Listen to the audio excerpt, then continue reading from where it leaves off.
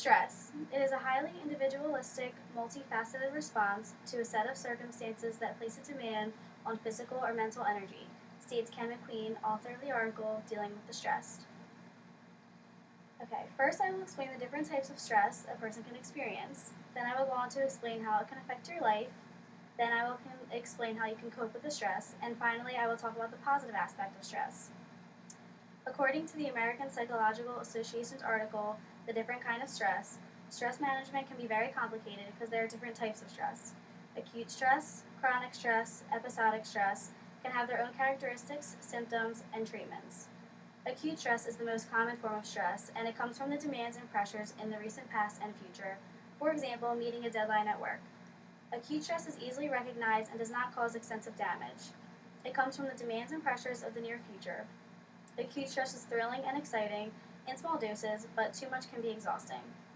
Episodic stress is when people experience acute stress frequently. Constant worrying and a lot of nervous energy can cause this. Treating this type of stress would require intervention and may take a long time. Lastly, chronic stress is the most harmful and dangerous form of stress you can experience. Chronic stress may be caused by poverty, dysfunctional families, and anything that brings extreme negativity to your life.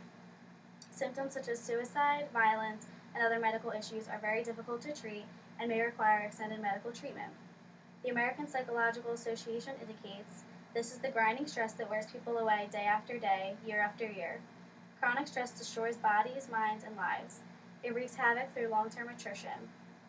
It's the stress of poverty or being trapped in an unhappy marriage or in a despised job or career. Now that I have explained the different types of stress, I will go on to tell you how it can affect your life.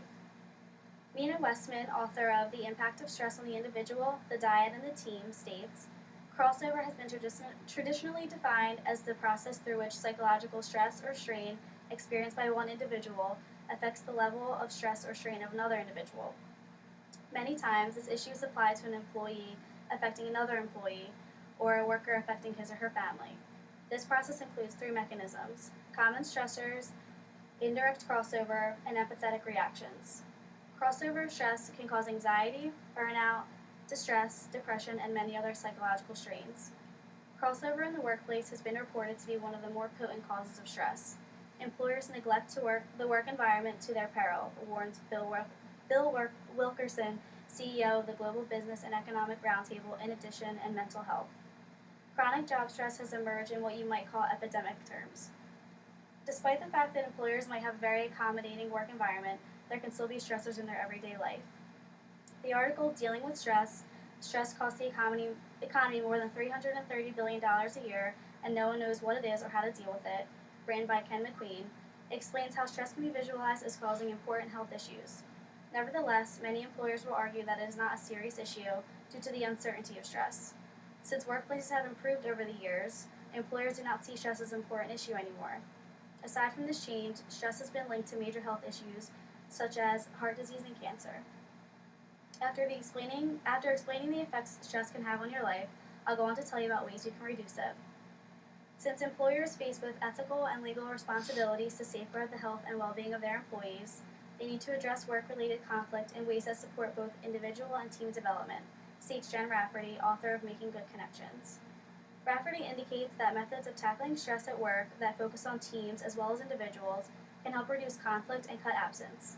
A few ways she suggests reducing stress include analyzing absence, communication, identifying tensions, and adjusting your approach. In Anita Chaudhuri's article, Debunking Stress in the Workplace, she insists the problem needs addressing is the volume of work.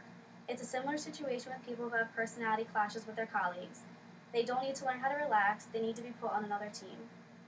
Instead of immediately putting a stressed employee through counseling or therapy, employers must make changes in the workplace first, siding with Rafferty's suggestions of identifying tensions. 5 major themes were identified when analyzing stress in the workplace: relationships, facilitation, absence, sustainability, and change.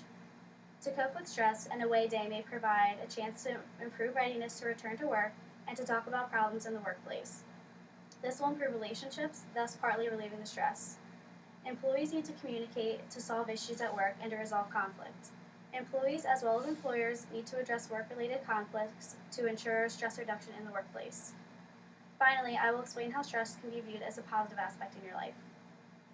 Although the effects of stress can be very damaging, there have been instances where it has had a positive impact on a person's life.